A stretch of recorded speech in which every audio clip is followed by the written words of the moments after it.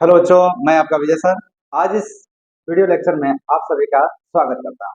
आज से हम लोग आपका गणित का दूसरा अध्याय बहुपद पॉलिनोमियल आरंभ कर रहे हैं और आज से एक नई सीरीज का क्या हो रहा है, आरंभ हो रहा है। बहुत शानदार चैप्टर है, बहुत ही ज्यादा शानदार है और बहुत इंटरेस्टिंग है। तो चलें आरंभ करते हैं और समझते हैं पॉलिनोमियल है क्या। मैं आपको इस चैप्टर को एकदम जीरो लेवल से और कहां तक लेके जाऊंगा, 101% मतलब अपर लेवल तक आपको पहुंचाऊंगा। अब बड़े प्यार से आपको क्या होगा, समझ में आएगा। तो चलें आरंभ करते हैं और देखते हैं, बात करते हैं सबसे पहले बहुपद, जो हमारा चैप्टर, हम चैप्टर को ही देखते हैं। चैप्टर क्या कहता है भाई, तो बहुपद क्या है, तो डिस्कस करते हैं बहुपद के बारे में। अगर हम बहुपद का संधि विच्छेद करें, किसका संधि विच्छेद करें बेटा, बहुपद का। तो बहुपद का अगर हम संधि विच्छेद करेंगे तो पता चलेगा कि बहुपद दो शब्दों से मिलकर बना है। पहला पहला तो है बहु और दूसरा है पद। बहुपद का संधि विच्छेद किया जाए तो बहुपद किन पदों से मिलकर बना हुआ है, दो पदों से। एक तो है बहु और एक मतलब क्या होता है, पद। बहु का मतलब होता है एक या एक से ज्यादा, तो हम इसका मतलब क्या कहेंगे, एक या एक से ज्यादा। और पद का मतलब क्या होता है सर, पद का मतलब तो पद ही होता है। तो क्या इसका अर्थ समझ में आया। बहुपद का मतलब होता है कि एक ऐसा व्यंजक जिसमें पदों की संख्या एक या एक से क्या पाई जाए, ज्यादा पाई जाए, वही हमारी क्या कहलाती है, बहुपद कहलाती है। इसी बहुपद का इंग्लिश रूपांतरण है पॉलिनोमियल। तो थोड़ा बात करते हैं आज पॉलिनोमियल के बारे में। पॉलिनोमियल का क्या अर्थ है, पॉलिनोमियल हम कहते हैं कि पॉलिनोमियल जो है यह दो ग्रीक शब्दों से मिलकर बना हुआ है। कौन कौन सा सर, तो फर्स्ट वन है आपका पोली और सेकेंड अर्थ है इसका नोमियल। चूंकि ये कि ग्रीक वर्ड है तो हम ग्रीक वर्ड तो समझते नहीं, हमें तो ग्रीक वर्ड के बारे में पता नहीं है। तो हम इसे क्या करते हैं, हम इसे इंग्लिश में ट्रांसलेशन करते हैं। इंग्लिश में ट्रांसलेट करते ही बड़ी आसानी से हमको क्या होगा, समझ में आ जाएगा। तो अगर हम पॉली का इंग्लिश रूपांतरण करें तो इसका अर्थ होता है मेनी। क्या होता है भाई, मेनी। और नोमियल का अर्थ होता है टर्म। ठीक है, तो पॉली का अर्थ इंग्लिश में क्या होगा, मेनी, और नोमियल का अर्थ क्या होगा, टर्म। अब अगर इसका हिंदी रूपांतरण करें तो क्या आएगा, मेनी का मतलब क्या होता है, बहुत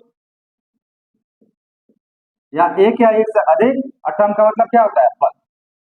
तो अगर हम इन दोनों को ध्यान से देखें तो दोनों के बारे में हमको यही समझ में आएगा कि इसमें भी यही बात कही जा रही है, एक या एक से ज्यादा पद, और इसमें भी यही बात कही जा रही है, बहुत का मतलब क्या होता है, एक या एक से ज्यादा पद।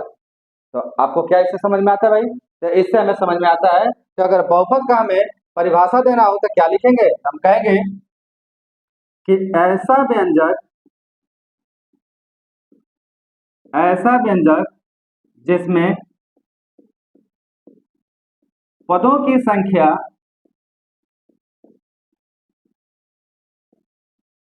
संख्या एक या एक से ज्यादा हो, एक या एक से ज्यादा हो, बहुपद कहलाता है, बहुपद कहलाता है। मैंने क्या कहा भाई, मैंने कहा कि ऐसा व्यंजक जिसमें पदों की संख्या एक या एक से क्या हो, ज्यादा हो, क्या कहलाता है, बहुपद कहलाता है। जैसे कुछ उदाहरण देखें हम, तो जैसे में क्या किया गया भाई, तो जैसे हमने लिखा कि 2x square plus 3x plus 5, इसमें पदों की संख्या कितनी है, एक, दो और तीन, तो ये हमारा क्या कहलाएगा, बहुपद कहलाएगा। उसी प्रकार से 4x³ माइनस 3x² प्लस 2, यह भी हमारा एक प्रकार क्या है, बहुपद है। उसी प्रकार से 9x, केवल 9x, यह भी एक बहुपद है। वैसे अगर हम लिखें 7x, एक्स बजा अब y लेते हैं, 7y power 4 minus 3y power 3 plus 3y² plus 9y minus 6, इसमें देखो पदों की संख्या क्या है, बहुत ज्यादा है, तो ये सब के सब हमारे क्या कहलाएंगे, बहुपद कहलाएंगे। तो क्या समझा आपने बहुपद के बारे में, तो बहुपद में आपने समझा कि ऐसा व्यंजक जिसमें पदों की संख्या एक या एक से क्या हो, ज्यादा हो, यह क्या कहलाता है, बहुपद कहलाता है। अब जो हम बहुपद बेटा पढ़ रहे हैं, यह बहुपद बीजगणित का एक बहुत महत्वपूर्ण क्या है, शाखा है। हम इसके बारे में भी लिख सकते हैं। क्या लिख सकते हैं हम नोट में? हम नोट में कह सकते हैं कि बहुपद बीजगणित बीजगणित की एक महत्वपूर्ण शाखा है, एक महत्वपूर्ण शाखा है, जिसके आधार पर हम एक वर्बल शब्दों का मतलब होता है कि कथनों में कही हुई बातों का हम क्या करते हैं, अध्ययन करते हैं। ध्यान रखिएगा इस बात का। कथनों में कही हुई बातों का मतलब क्या है कि जैसे राम की उम्र इस साल श्याम की उम्र से 5 साल क्या है, ज्यादा है। फिर 2 साल बाद राम की उम्र श्याम की उम्र से 2 साल क्या है, कम है। तो आप बताइए राम और श्याम की उम्र क्या है। तो ऐसे शब्दों को हम क्या कहते हैं, वर्बल कथन कहते हैं, वर्बल स्टेटमेंट कहते हैं, जो भाषाओं में प्रयोग किए जाए। तो हम क्या करते हैं, इस प्रकार के जो भाषाओं में प्रयुक्त होने वाले कथन है उसका हम क्या करते हैं, अध्ययन करते हैं। क्या कहा गया भाई? तो बहुपद क्या हुआ? तो बहुपद का अगर संधि विच्छेद किया जाए तो 2 भागों में बटा हुआ है या 2 शब्दों से मिलकर बना हुआ है। एक तो बहु है, दूसरा क्या है, पद। बहु का शाब्दिक अर्थ होता है एक या एक से ज्यादा, और पद का अर्थ क्या होता है, पद। उसी प्रकार से बहुपद का इंग्लिश रूपांतरण जो पॉलिनोमियल है, इसके बारे में अगर हम बात करें तो हम कहते हैं कि it's a derive from a two Greek word. How many Greek word? 2 Greek word. कौन कौन से भाई? एक है पॉली और दूसरा क्या है, नोमियल। अब पॉलिनोमियल तो ग्रीक वर्ड है, इसे हम समझते नहीं है। हम समझ के दे सकते हैं कि इंग्लिश में, तो अगर इसका इंग्लिश रूपांतरण करें तो पॉली का अर्थ होता है मेनी और नोमियल का अर्थ क्या होता है, टर्म। अब मेनी का क्या मतलब हुआ? बहुत। बहुत का मतलब क्या हुआ? एक या एक से ज्यादा, एक या एक से ज्यादा। अब टर्म का अर्थ क्या हो गया? तो टर्म का अर्थ हो गया हमारा पद। तो इस दोनों से अगर हम देखें तो हमें एक ही बात समझ में आ रही है कि कुछ ऐसा होने वाला है जिसमें एक या एक से ज्यादा पद है, और यहाँ भी कुछ ऐसा होने वाला है जिसमें एक या एक से क्या है, ज्यादा पद है। तो फिर बहुपद को कैसे परिभाषित करेंगे? तो बहुपद को परिभाषित करते हैं कि ऐसा व्यंजक जिसमें पदों की संख्या एक या एक से ज्यादा हो, क्या कहलाता है, बहुपद कहलाता है। क्लियर ना? अब आगे बात करते हैं इसके उदाहरणों के बारे में। तो हमने कुछ इस प्रकार से स्पेशल यहाँ पे क्या कर लिया, उदाहरण लिया। साथ में हमने एक और बात यहाँ भी कहा कि बहुपद है क्या एक्चुअल में। तो बहुपद हमारा बीजगणित का एक महत्वपूर्ण क्या है, शाखा है। जिस शाखा के अंतर्गत हम क्या करते हैं, तो हम वर्बल कथनों का या भाषाओं में प्रयुक्त होने वाले कथनों का क्या करते हैं, अध्ययन करते हैं। तो मेरे ख्याल से आपको समझ में आ गया होगा। अब इतना समझने के बाद यहाँ हमें कुछ बातें समझनी है जो ध्यान से आप समझे। जैसे यहाँ एक शब्द आया व्यंजक। अब यह व्यंजक क्या है सर? एक शब्द आया पद। अब यह पद क्या है? वैसे ही हम देख रहे हैं यहाँ पे कुछ अंक लिखे गए हैं, यहाँ पे और क्या देख रहे हैं, तो कुछ अक्षर लिखे गए हैं। तो यह अंक और अक्षर क्या होते हैं, तो थोड़ा हम इसके बारे में क्या करेंगे, विचार करेंगे। तो चलें इसे नोट करें और फिर अब हम आरंभ करते हैं कि हमारे पास बीजगणित में मुख्य रूप से 2 प्रकार की राशियां प्रयोग में लाई जाती हैं, जिसमें एक होता है चर राशियां और एक होती है अचर राशियां। तो क्या होती है चर राशियां, क्या होती है अचर राशियां, हम इसके बारे में क्या करेंगे, अध्ययन करेंगे। तो नोट करो इसे और फिर बढ़ते हैं हम चर राशियों की तरफ। तो बहुपद को समझने के बाद अब हम बात करते हैं चर राशियों के बारे में। चर राशियां क्या होती हैं? तो कहते हैं कि ऐसी राशियां, ध्यान सुनिएगा, ऐसी राशियां जिनका मान समय, स्थान तथा स्थिति के आधार पर परिवर्तित होती हो, ऐसी राशियों को चर राशियां कहते हैं। फिर ध्यान सुनो, मैं क्या कर रहा हूं, मैंने कहा ऐसी राशियां जिनका मान समय, स्थान तथा स्थिति के आधार पर परिवर्तित होता है, ऐसी राशियों को चर राशियां कहते हैं। कैसे हम समझेंगे इस बात को? तो चलो एक एग्जांपल लेते हैं। जैसे मान लो कि यह है रामू। कौन है भाई? ये रामू है। हम रामू की उम्र के बारे में बात कर रहे हैं। मैंने कहा कि रामू की उम्र, क्या बात किया जा रहा है भाई, रामू की उम्र प्रेजेंट टाइम में 10 वर्ष का है। मान लो कि इस समय रामू की उम्र कितने वर्ष का है, 10 वर्ष का है। अब आप सोचें कि आज के 10 साल बाद रामू की उम्र कितनी हो जाएगी, तो वो हो जाएगी 20 वर्ष। फिर इसके 10 साल बाद कितना हो जाएगा, तो वो हो जाएगा 30 वर्ष। वैसे ही 10 साल बाद फिर रामू की उम्र कितनी हो जाएगी, तो हो जाएगी 40%। फिर 10 साल बाद कितना हो जाएगा, ये हो जाएगा 50%। वैसे ही 10 साल बाद और कितना हो जाएगा, ये हो जाएगा 60%। अब आप थोड़ा गौर से इस पे समझें क्या कहा जा रहा है भाई। तो यहाँ आपको समझ में आएगा कि सर रामू तो एक ही है, लेकिन जो रामू की उम्र है या रामू की उम्र समय के साथ साथ क्या हो रहा है, बदल रहा है। पहले कितना था 10, फिर कितना हुआ 20, 30, 40, 50 और कितना हुआ 60। इसी प्रकार से आगे क्या होता रहेगा, बढ़ता रहेगा। तो क्या लगता है, नहीं लगता है कि जो रामू की उम्र है वो समय के अनुसार क्या हो रहा है, बदल रहा है। इसलिए रामू की जो उम्र है वह एक प्रकार की कैसी राशि कहलाएगी, चर राशि कहलाएगी। क्लियर है, समझ में आ रहा बात। उसी प्रकार से जैसे मान लीजिए कि हमने कहा कि हम लोग अभी प्रेजेंट टाइम में पृथ्वी पे हैं, तो मान लीजिए कि रामू की वजन, मैंने कहा कि रामू की जो वजन है वह अभी यहाँ पे 40 kg का है, पृथ्वी पे। कहाँ पे है, पृथ्वी पे। अब हम रामू को कहाँ लेके जा रहे हैं, चंद्रमा पर। उसके बाद से कहाँ लेके जाएंगे, मंगल ग्रह पर। ठीक, क्या बदल रहा है, स्थान बदल रहा है। हमने कहा तो मान लो कि रामू के जो वजन 40 kg पृथ्वी पे है, वो चंद्रमा पे जाएगी तो कुछ और ही हो जाएगी। मान लो हमने कहा कि 25 kg का हो गया, और होता भी है, कम होता भी है। और मंगल पे गया तो थोड़ा और कम हो गया, या 20 kg का हुआ। मैं एग्जैक्टली नहीं बता रहा हूँ, बस आपको बात बता रहा हूँ कि मान लिया जाए कि पृथ्वी पर अगर 40 kg का है तो चंद्रमा पर हो गया 25 kg का, और मंगल ग्रह पर कितना केजी का हो गया, 20 kg का। तो क्या लगता है अब क्या बदल रहा है, तो अब बदल रहा है स्थान। क्या बदल रहा है, स्थान। तो नहीं लगता कि स्थान बदलने से रामू की वजन क्या हो रही है, बदल जा रही है। इसलिए रामू की वजन भी एक कैसी राशि होगी, तो यह वजन एक चर राशि होगी। क्लियर ना, समझ में आ रहा है। उसी प्रकार से हम अगर बात करें दिनों के बारे में, किसके बारे में, दिनों के बारे में। तो आज अगर हम कहें कि आज का दिन सोमवार है, तो कल का दिन क्या हो जाएगा, मंगलवार हो जाएगा। अगला दिन क्या हो जाएगा, बुधवार हो जाएगा। फिर अगला दिन क्या हो जाएगा, शुक्रवार हो जाएगा। फिर क्या हो जाएगा, शनिवार हो जाएगा। और फिर लास्ट में क्या आ जाएगा, रविवार आ जाएगा। क्या लगता है आपको सर, नहीं लगता है कि जैसे जैसे समय बदल रहा है हमारा दिन भी क्या होते जा रहे हैं, बदलते जा रहे हैं। इसका मतलब हुआ कि समय के अनुसार यहाँ बदलाव है। अतः जो दिन है यह भी एक प्रकार की कैसी राशियां हैं, सबके सब चर राशि। तो यहाँ दिनों के नाम चर राशियां, वजन रामू का चर राशि, उम्र कैसी राशि हो गई, चर राशि है, जो स्थान स्थिति और समय के अनुसार क्या हो रहे हैं, परिवर्तित हो रहे हैं।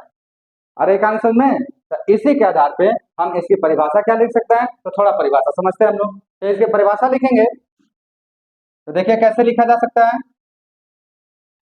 तो इसकी परिभाषा देखिए कैसे लिखा जा सकता है। हम कहेंगे कि ऐसी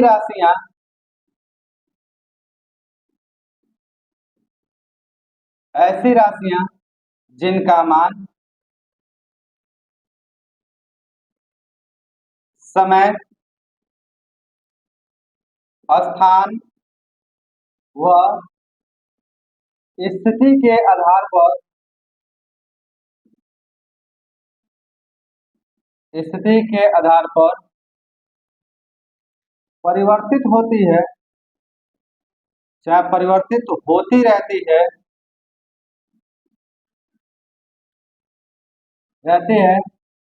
चर राशियां कहलाती हैं, चर राशियां कहलाती हैं। ठीक। अब बात आती है कि बहुपद में चर राशियों को लिखा कैसे जाता है। तो बहुपद में हम कहेंगे कि चर राशियों को समानतः को सामान्यतः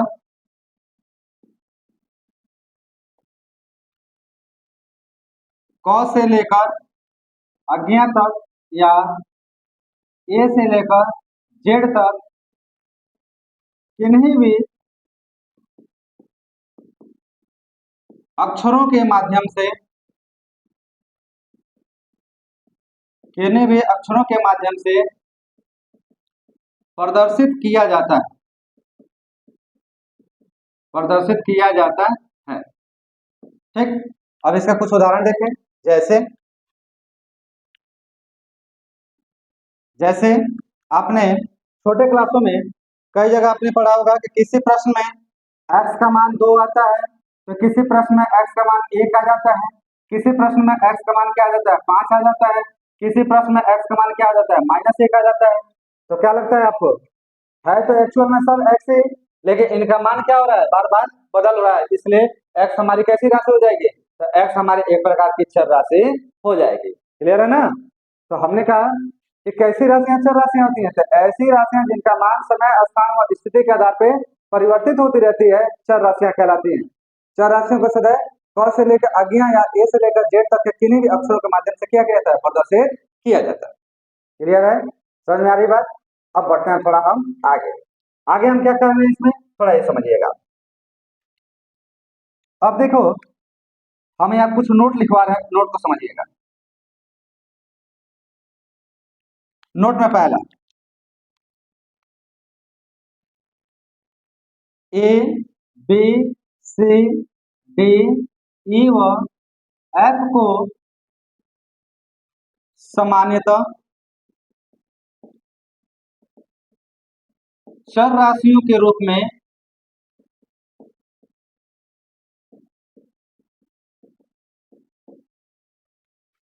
प्रयुक्त नहीं करते,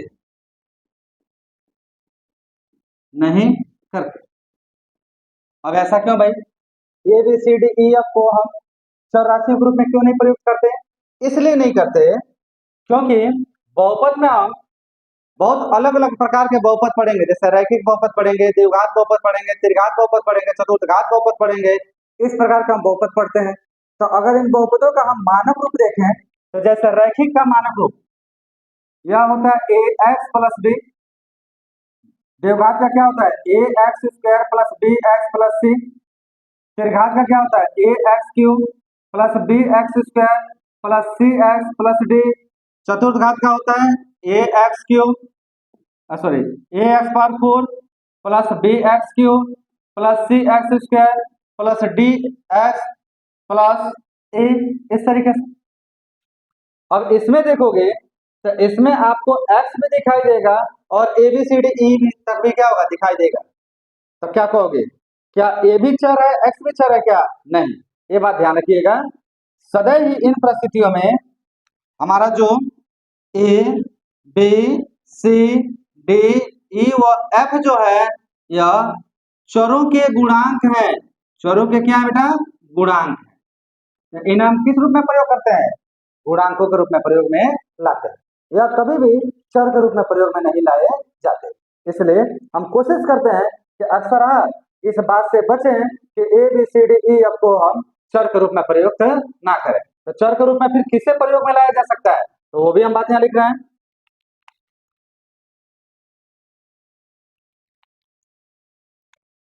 अधिकतम समय चरों को एक्स वाई जेड या पी क्यू आर या एस टी यू या एम एन ओ के रूप में प्रयोग में लाया जाता है या प्रयोग में लिया जाता है, प्रयोग में लिया जाता है।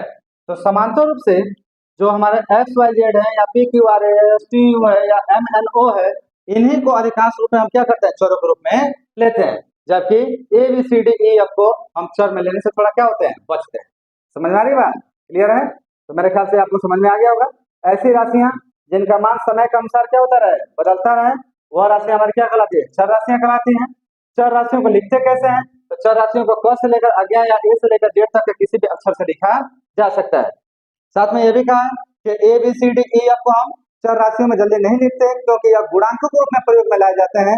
अतः अधिकांश किताब में या अधिकांश राइटर या अधिकांश लोग जो चरों को प्रयोग में लाते हैं उसमें से कौन कौन से अक्षर मुख्य हैं, तो उसमें से X Y Z P Q R S T U M N O आपका ये जो अक्षर आते हैं अधिकांश रूप में क्या कहते हैं, चर के रूप में प्रयोग में लाए जाते हैं। क्लियर, तो मेरे ख्याल से समझ में आ गया होगा। तो चलें चर राशियां नोट करें, इसके बाद से हम बात करेंगे अचर राशियों के बारे में। तो फटाफट इसे नोट करो, फिर बढ़ते हैं अचर राशि। तो चर समझने के बाद अब हम बात कर रहे हैं अचर राशियों के बारे में। क्या है अचर राशियां? बिल्कुल चर के विपरीत है। कैसे? तो कहते हैं कि ऐसी राशियां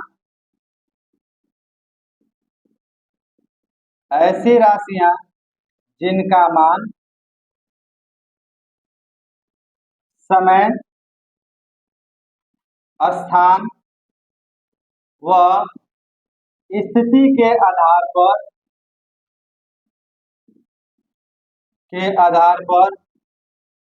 न बदले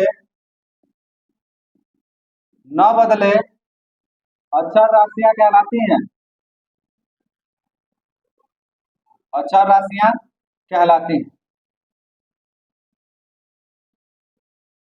ठीक है, क्या कहा गया कि ऐसी राशियां जिसका मान समय, स्थान और स्थिति के आधार पर ना बदले वो क्या कहलाती हैं? अचर राशियां कहलाती हैं। तो फिर अगर ये अचर राशियां हैं तो इसके उदाहरण क्या होंगे सर?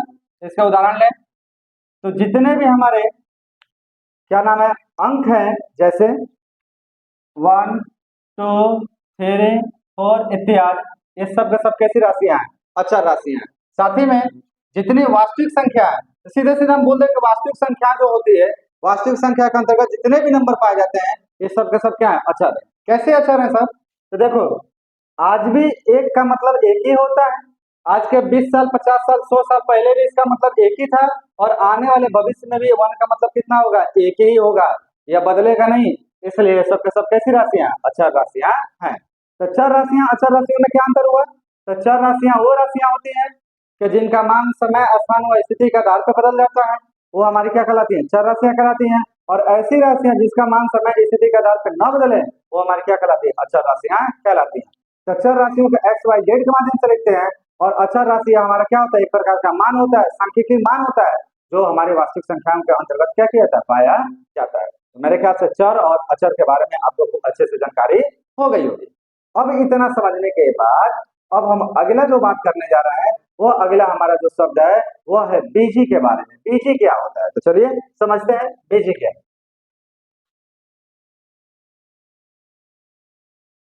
बीजी जिसे हम अलजेब्रिक कहते हैं। अब इसका क्या मतलब होता है भाई? तो बीजी बराबर होता है, बीजी बराबर होता है अचर गुणे चर। क्या होता है भाई? अचर गुणे चर। जैसे उदाहरण हम देखें, जैसे मैंने कहा कि 2x, क्या कहा मैंने? 2x, तो 2 क्या है? चर, और x क्या है? अचर। तो 2 और x मिलकर क्या बना दिया? बीजी। मतलब 2x एक क्या है? बीजी। उसी प्रकार से मैंने लिखा कि 1/2 y स्क्वायर, 1/2 वाई स्क्वायर। तो यह हो गया आपका अचर, और ये क्या हो गया आपका? चर। तो यह भी एक प्रकार क्या है? बेजी है। उसी प्रकार से मैंने लिखा कि अंडर रूट 3 जेड क्यूब। तो यह भी एक प्रकार क्या है? बेजी है। वैसे ही केवल केवल मैं लिख दो वाई, तो यह भी एक प्रकार का बेजी है। क्यों भाई? क्योंकि वाई के आगे अगर कुछ नहीं होगा तो क्या होगा? 1 होगा, तो 1 × y तो लिखा ही जा सकता है। इसलिए यह हमारा क्या हो गया? बेजी। तो क्या कहा गया भाई? बेजी क्या कहता है? जब बेजी बराबर होता है अचर गुणे चर। तो अब इसकी परिभाषा कैसे दोगे? तो आप लिखोगे कि अचर तथा अचर तथा चर के समूह को चर के समूह को बीजी कहते हैं। चर के समूह को क्या कहते हैं बेटा? बीजी कहते हैं। और इसलिए बीजी बराबर, जिसे हम अलजेब्रिक कहते हैं, बीजी बराबर होता है अचर गुणे चर। क्या होता है भाई? अचर गुणे चर। क्लियर है? तो आप इस तरीके से क्या समझ सकते हैं? बीजी समझ सकते हैं। अब बीजी के बाद अगला जो हमारा आता है पॉइंट, उसे हम कहते हैं बीजी व्यंजक। क्या कहते हैं उसे? बीजी व्यंजक। मैं थोड़ा इधर करा रहा हूं, बीजी व्यंजक। और बीजी व्यंजक को कहा जाता है अलजेब्रिक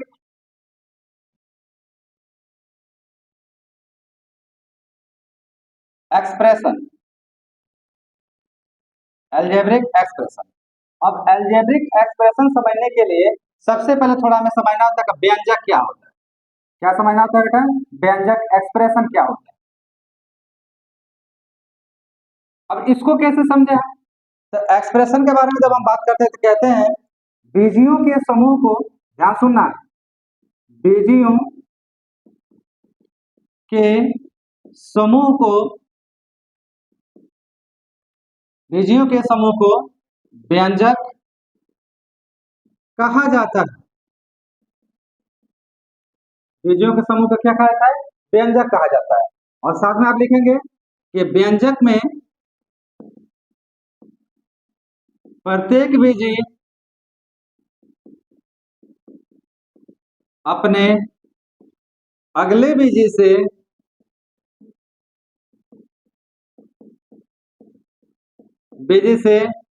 प्लस या माइनस द्वारा जुड़े होते हैं, प्लस या माइनस द्वारा जुड़े होते हैं। तो यह हमारा क्या हो गया बेटा? व्यंजक हो गया। तो मैंने क्या कहा? बीजियों के समूह को व्यंजक कहा जाता है। अब व्यंजक में प्रत्येक बीजी अपने अगले बीजी से प्लस या माइनस के द्वारा क्या हुए होते हैं? जुड़े हुए होते हैं। तो इसके उदाहरण क्या लिए जा सकते हैं? जैसे मान लो कि मैंने लिखा 3x², यह एक बीजी हुआ पूरा। उसी प्रकार से लिखा 4x, यह भी एक बीजी हुआ। अगर यह व्यंजक बनाएगा तो यह या तो प्लस से जुड़ा हुआ होगा या किससे जुड़ा हुआ होगा? माइनस से जुड़ा होगा। अरे कनेक्शन में। तो अब इसी को देखो हम कैसे लिख सकते हैं। तो इसको अगर लिखना तो हम लिखेंगे 3x² + 4x, एक बार ऐसे लिख सकते हैं, या हम लिख सकते हैं 3x² - 4x। ये दोनों ही केस में क्या है? बेजी व्यंजक है। ठीक है। अब आगे फिर हम बात करें, कोई और उदाहरण लें। जैसे मानो हमने लिखा 4y³ + 3y² + 2y - 9। अब की बात कितने बीजी हैं? 1, 2, 3 और 4। और ये सब मिलके किसका निर्माण कर रहे हैं? व्यंजक का निर्माण कर रहे हैं। और इस व्यंजक में प्रत्येक बीजी प्लस या माइनस के द्वारा क्या हुआ है? जुड़ा हुआ पाया जा रहा है। इसलिए यह किसको प्रदर्शित करेगा? व्यंजक को प्रदर्शित करेगा। वैसे ही मैं लिखूं यहाँ पे 1/3x³ + 5x - 9, यह भी एक प्रकार का क्या है? व्यंजक। तो उम्मीद करता हूं कि आपको समझ में आ गया होगा। बड़ा आसान है। तो यहाँ सबसे पहले बात किया अचर राशियों के बारे में। कहा कि ऐसी राशियां जिसका मान नहीं बदलता है। तो किसका मान नहीं बदलता है? तो हमारे संख्यात्मक मानों का मान नहीं बदलता। ये सब के सब क्या होते हैं? अचर होते हैं। उसके बाद से बात किया किसका? बीजी का। बीजी क्या होता है सर? तो बीजी बराबर होता है अचर गुणे चर। मतलब हम कह सकते हैं कि अचर तथा चर का जो समूह होता है वही हमारा क्या कहलाता है? बीजी कहलाता है। उसके लिए हमने कुछ यहाँ पे क्या देख लिया? उदाहरण देख लिया। वैसे ही हम बात कर रहे हैं व्यंजक के बारे में। तो व्यंजक क्या होता है? तो बीजियों के जो समूह होते हैं उन्हीं को हम क्या कहते हैं? व्यंजक कहते हैं। इसका मतलब हुआ कि व्यंजक में अगर एक से अधिक बीजी आएंगे तो उसे कैसे रखा जाएगा? तो उसे रखने के लिए हम प्लस या माइनस का क्या करते हैं? प्रयोग करते हैं। और उस आधार पे 3x² + -4x या 3x² + 4x, 3x² - 4x या 4y³ + 3y² + 2y - 9 या 1/3x³ + 5x - 9, ये सब के सब क्या है? एक प्रकार के व्यंजक है। क्यों? क्योंकि इस प्रत्येक व्यंजकों में एक से अधिक आपके बीजी हैं और प्रत्येक बीजी प्लस या माइनस के द्वारा क्या हुए हैं? जुड़े हुए पाए जा रहे हैं। मेरे ख्याल से ये आपको अच्छे समझ में आ गया हो। तो चलो इसे नोट करो और इसके बाद से हम पढ़ते हैं बीजी व्यंजक क्या होता है, उसे हमें समझना क्या है? बहुत ही जरूरी है। फटाफट नोट करें। तो व्यंजक समझने के बाद अब हम बात कर रहे हैं बीजी व्यंजक के बारे में। क्या कहता है बीजी व्यंजक भाई? बड़ा आसान है। कैसे आसान है? तो आपको थोड़ी यहाँ बात समझनी होती है। आप कहेंगे वास्तव में व्यंजक ही बीजी व्यंजक क्या करता है? बीजी व्यंजक कहलाता है कब? जब जब व्यंजक का प्रत्येक गुणांक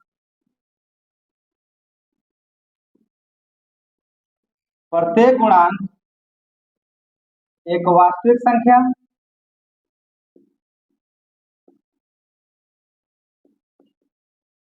तथा प्रत्येक घातांक भी एक वास्तविक संख्या हो। ठीक। मतलब जो व्यंजक है वही बीजी व्यंजक है। कब?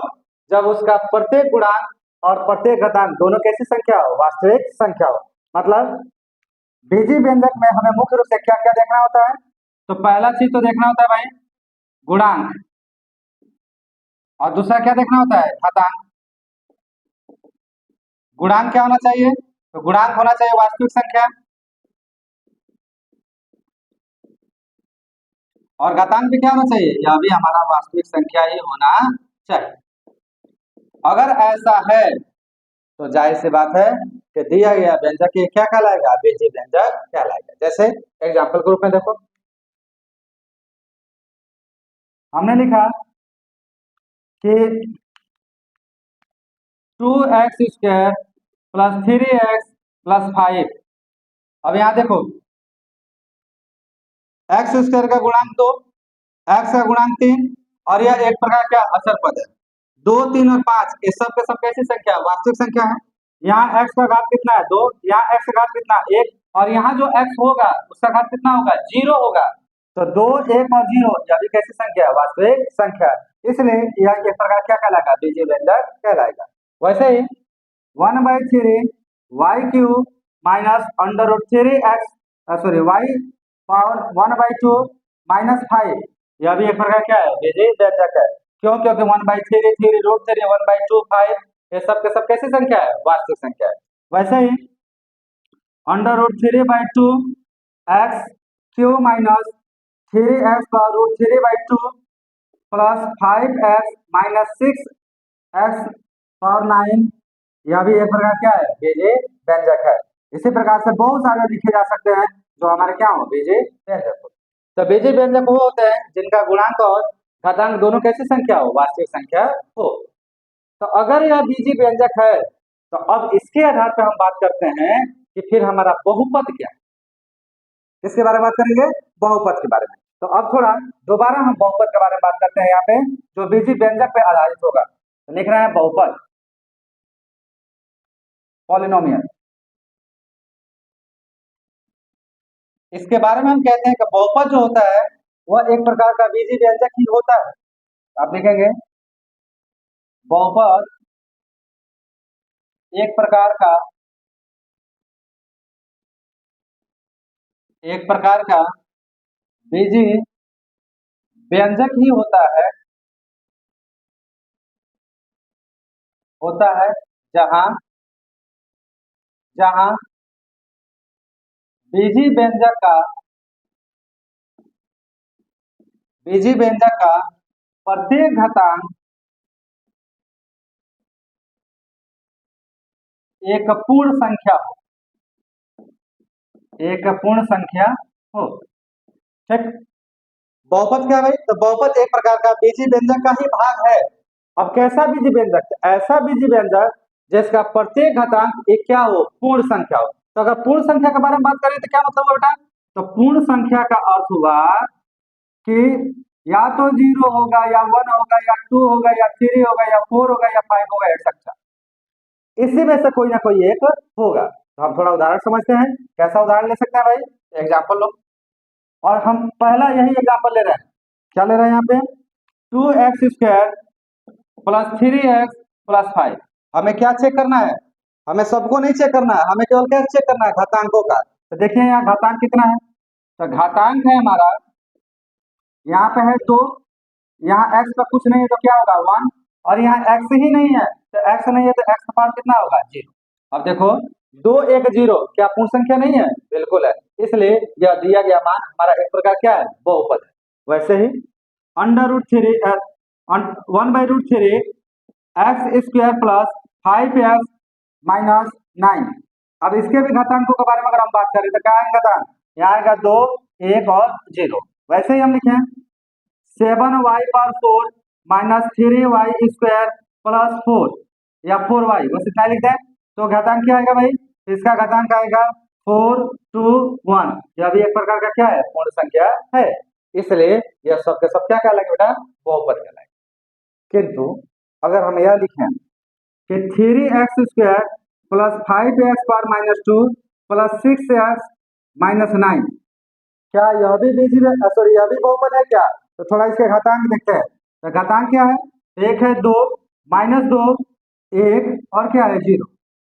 अब गौर से देखो, यह 2 तो आपका पूर्ण है, यह 1 पूर्ण है, यह 0 पूर्ण है, लेकिन क्या -2 पूर्ण है क्या? बिल्कुल नहीं है। अगर -2 पूर्ण नहीं है तो यह आपका बहुपद नहीं है, बहुपद नहीं है। अच्छा, अगर बहुपद नहीं है तो क्या है? तो जाहिर सी बात है क्या है, यह एक प्रकार का बीजीय व्यंजक है, क्योंकि -2 वास्तविक संख्या तो है। -2 क्या है? वास्तविक संख्या है। तो यह हमारा बहुपद ना हो गया, क्या हो गया? बीजीय व्यंजक हो गया। अब यहाँ पे एक बात समझने योग्य है, थोड़ा समझते हैं। जैसे देखो, यही मान हमारा यहाँ पे बीजीय व्यंजक था और यही मान हमारा यहाँ पे क्या है? बहुपद। तो क्या इसका अर्थ हुआ? चूंकि बहुपद बीजीय व्यंजक का एक क्या है? भाग है, तो हम कह सकते हैं कि प्रत्येक बहुपद अपने आप में बीजीय व्यंजक होता है। क्यों भाई? क्योंकि अगर यह पूर्ण है तो यह वास्तविक भी तो है। इसलिए हम नोट में यहां लिखते हैं, नोट में क्या लिखेंगे हम लोग? तो नोट में लिखेंगे कि प्रत्येक बहुपद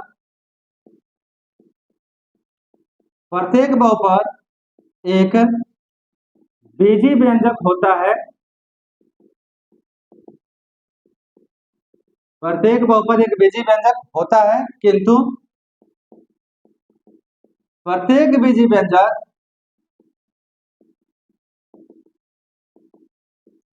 एक बहुपद हो यह जरूरी नहीं है, यह जरूरी नहीं। क्लियर है?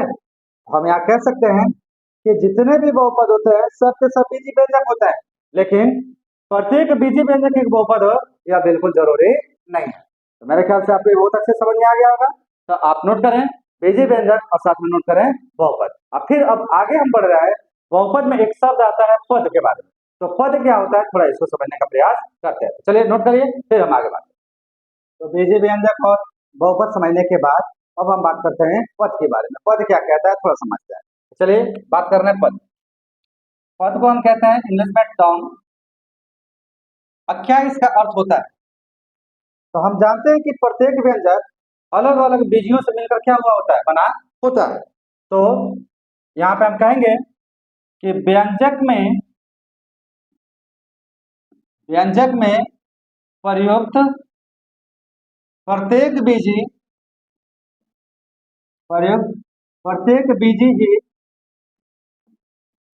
प्रत्येक बीजी ही पद कहलाता है। क्या कहलाता है भाई? पद कहलाता है। मतलब किसी व्यंजक में जो बीजी प्रयुक्त किए गए हैं उन्हें बीजियों को हम क्या कहते हैं? एक प्रकार का पद कहते हैं। अब क्या इसका अर्थ हुआ? तो उदाहरण थोड़ा देखो। जैसे मान लो एक व्यंजक मैंने लिखा 2x² + 3x + 5, ऐसा हमने लिख दिया। अब इसमें बीजी कौन कौन सा है? तो यह भी बीजी है, यह भी बीजी है और यह भी बीजी है। क्लियर ना? इसका मतलब जो बीजी होंगे वही पद होगा। इसका मतलब यह भी पद है, यह भी पद है और यह भी हमारा क्या है? पद। क्लियर है? तो इस आधार पे इस बीजी व्यंजक का कितने पद हो गए? तो 1, 2 और 3। तो पदों की कुल संख्या कितनी हो गई? 3 हो गई। क्लियर ना? वैसे ही जैसे मान लो मैंने लिखा कि 4x + 5, तो 4x + 5 में कितने पद हैं? तो जितने बीजी होंगे, तो 1, 2 बीजी हैं तो पदों की संख्या भी कितनी हो जाएगी? 2। क्योंकि जो बीजी है वही तो पद है।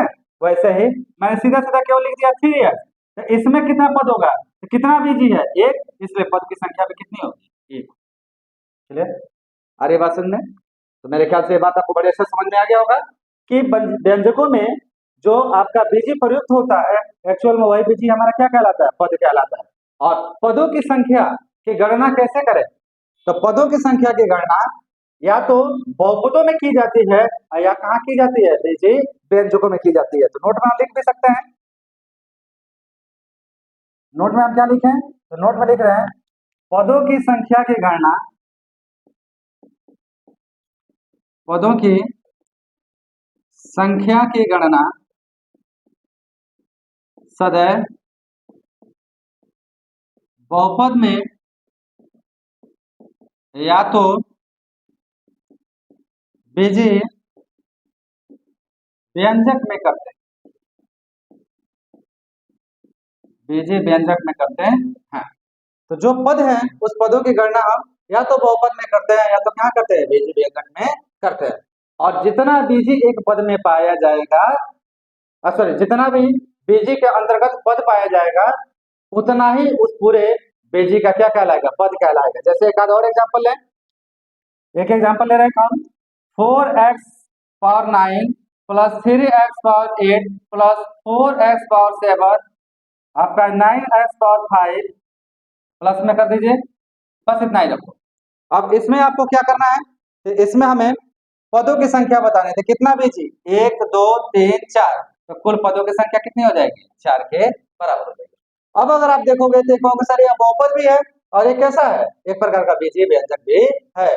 तो एक बीजीय व्यंजक के अंतर्गत जितने भी बीजी आते हैं वही हमारा क्या कहलाता है, कुल पद कहलाता है। अब यहाँ पे हमें थोड़ा बहुपदों के गुणधर्म पढ़ने, तो बहुपदों का गुणधर्म क्या क्या है, थोड़ा हम यहाँ बात करते हैं। हम बात कर रहे हैं बहुपदों के गुणधर्म।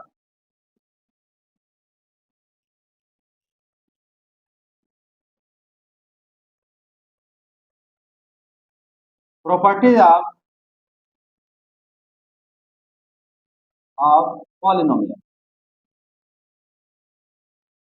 क्या होता है भाई बहुपदों का गुणधर्म, सबसे पहला गुणधर्म यह बताता है कि एक बहुपद में कितने पद हो सकते हैं। तो एक बहुपद में पदों की संख्या सदैव अनिश्चित होती हैं, सदैव अनिश्चित होती हैं। ठीक, एक बहुपद में पदों की संख्या सदैव क्या होती है, अनिश्चित होती है। दूसरी बात अगर हम बोले तो क्या कह सकते हैं, तो हम कह सकते हैं कि बहुपद के प्रत्येक पदों का अपना एक गुणांक होता है जो एक प्रकार का वास्तविक संख्या होता है, जो एक प्रकार का वास्तविक संख्या होता है। ठीक, अब तीसरा हम क्या कहेंगे, तो बहुपद में प्रयुक्त प्रत्येक चरों का अपना एक घात होता है,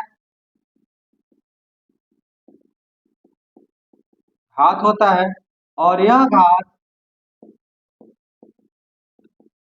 एक पूर्ण संख्या होता है, क्लियर ना। तो यहाँ पे हमने गुणधर्मों के अंतर्गत 3 मुख्य बातें पढ़ी। पहला, एक बहुपद में पदों की संख्या सदैव क्या होती है, अनिश्चित। दूसरी बात, बहुपद का प्रत्येक पदों का अपना एक गुणांक होता है जो एक प्रकार की कैसी संख्या होता है, वास्तविक संख्या होता है। साथ में बहुपद में प्रयुक्त प्रत्येक चरों पर अपना एक घात होता है और यह घात एक कैसी संख्या होती है, पूर्ण संख्या होती है। तो मेरे ख्याल से ये आपको बड़े अच्छे समझ में आया होगा। तो पहले आपने देखा पद और फिर आपने देखा बहुपदों के गुणधर्म। चलो थोड़ा समय लो, नोट करो और फिर बढ़ते हैं हम आगे। तो पद और गुणधर्म समझने के बाद अब हम बात करते हैं कि किसी बहुपद का घात क्या होता है, या घातांक क्या होता है, या कोटि क्या होता है। ये तीनों के तीनों समानार्थक शब्द हैं, हमें इसे एक ही हिसाब से क्या करना होता है, समझना होता है। तो किसी बहुपद का घात, कोटि या घातांक क्या होता है, तो पहली बात तो आप जान लीजिए, किसी भी बहुपद का घात, घातांक या कोटि केवल एक ही होता है, और वो क्या होता है, तो आप यहाँ लिखेंगे, किसी भी बहुपद का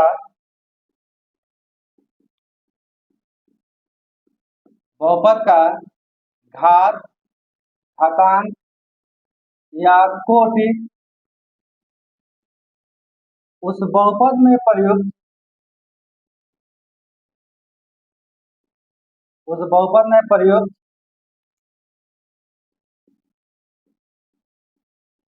चर के सबसे अधिकतम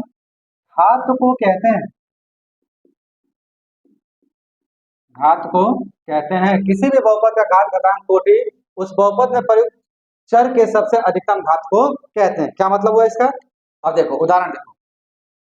जैसे मैंने कहा कि एक बहुपद है हमारे पास 2x² प्लस 5x प्लस 6। अब इस बहुपद को गौर से देखिए। अब आप देखो कि इसमें चर कहाँ कहाँ है, इसमें पद कितने हैं, 3। जितने पद उतने चर होंगे। इस चर पे कितना घात है, 2। इस चर पे कितना घात होगा, 1। यहाँ चर ही नहीं तो इस पे घात कितना होगा, 0। कुछ ऐसा ही होगा।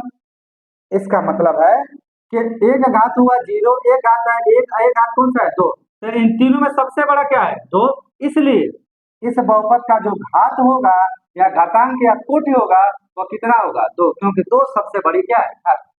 वैसे ही 1/3 y power 9 minus 9y power 10 plus 7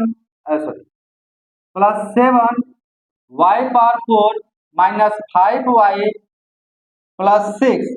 अब इसमें हम देखेंगे इसका घात क्या होगा भाई।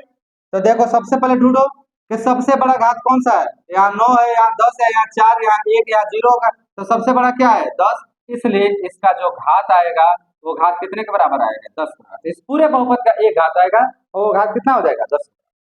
क्लियर बेटा।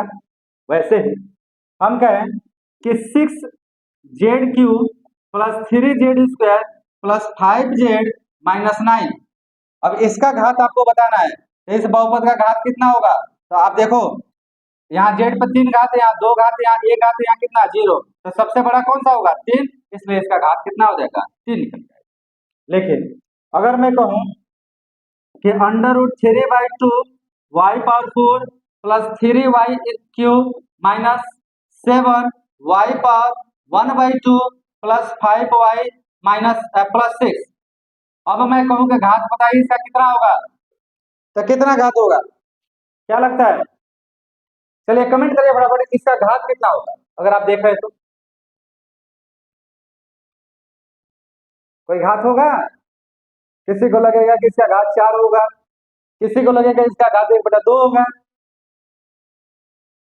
हमेशा याद रखिएगा कि बहुपद बेटा वो होते हैं जिनके घात या प्रत्येक जितने भी आपके चर प्रयुक्त हुए उसमें जो घात आ रहे हैं वो घात एक कैसी संख्या होनी चाहिए, पूर्ण संख्या होनी चाहिए। क्या 4 तो एक पूर्ण है, 3 तो एक पूर्ण है, 1 एक पूर्ण है, 0 एक पूर्ण है, लेकिन क्या 1/2 एक पूर्ण है, क्या नहीं है। तो अगर 1/2 एक पूर्ण नहीं है इसका मतलब कि यह एक बहुपद ही नहीं है। हम कहेंगे कि यह एक बहुपद ही नहीं है। और जब यह बहुपद नहीं है तो इसका कोई घात नहीं होगा, इसका कोई घात नहीं होगा, बहुपद के रूप में तो नहीं होगा। बशर्ते अगर आप बीजी व्यंजक के रूप में देखना चाहते हैं तो वहां पे इसका घात निकलेगा, लेकिन यहाँ पे इसका कोई घात नहीं होगा। तो मेरे ख्याल से समझ में आया होगा। अगर आपको समझ में आ रहा बेटा तो कम से कम यार एक लाइक कर दीजिए और इस वीडियो के लिंक को फटाफट अपने दोस्तों में क्या करिए, शेयर कर दीजिए। जो नए बच्चे आए हों इस चैनल को सब्सक्राइब कर लें। साथ ही साथ आप टेलीग्राम चैनल से जुड़ना ना भूलें, डिस्क्रिप्शन में उसका लिंक दिया गया है, या डायरेक्ट जाके आप टेलीग्राम पे बड़े भारत बाई विजय सर के नाम से सर्च करके वहां क्या कर सकते हैं, ज्वाइन कर सकते हैं। साथ ही साथ बड़े भारत बाई विजय सर के नाम से आपका ऑफिशियल चैनल इंस्टाग्राम पे भी बना हुआ है, आप वहां से भी जाके क्या हो सकते हैं, फॉलो कर सकते हैं। तो चले फटाफट लाइक करें। और साथ में अब घात के साथ साथ एक चीज हम और पढ़ने जा रहे हैं जिसे हम कहते हैं आपका गुणांक। क्या कहते हैं भाई, गुणांक, कोफिशिएंट। अब देखो घात और गुणांक में क्या अंतर है। किसी बहुपद का केवल और केवल एक घात होता है। मैंने कहा कि इतना बड़ा बड़ा बहुपद है लेकिन घात केवल नंबर में कितने आ रहे हैं, एक ही आ रहे हैं। लेकिन गुणांकों में ऐसा नहीं होता है। क्यों नहीं ऐसा होता है इसके बारे में समझना होता है। तो इसके बारे में समझने का कारण यह है कि एक बहुपद में जितने भी आपके चर प्रयुक्त किए गए हैं, या दूसरी भाषा में कहें तो एक बहुपद के अंतर्गत जितने भी पद हैं प्रत्येक पदों का अपना एक क्या होता है, गुणांक होता है। तो क्या कहते हो आप, गुणांक के बारे में क्या कहोगे, तो आप यहां लिखोगे कि बहुपद के या हाँ बहुपद के प्रत्येक पदों का अपना एक गुणांक होता है, एक गुणांक होता है। अर्थात दूसरी भाषा में क्या लिखोगे, अर्थात बहुपद में प्रयुक्त हुए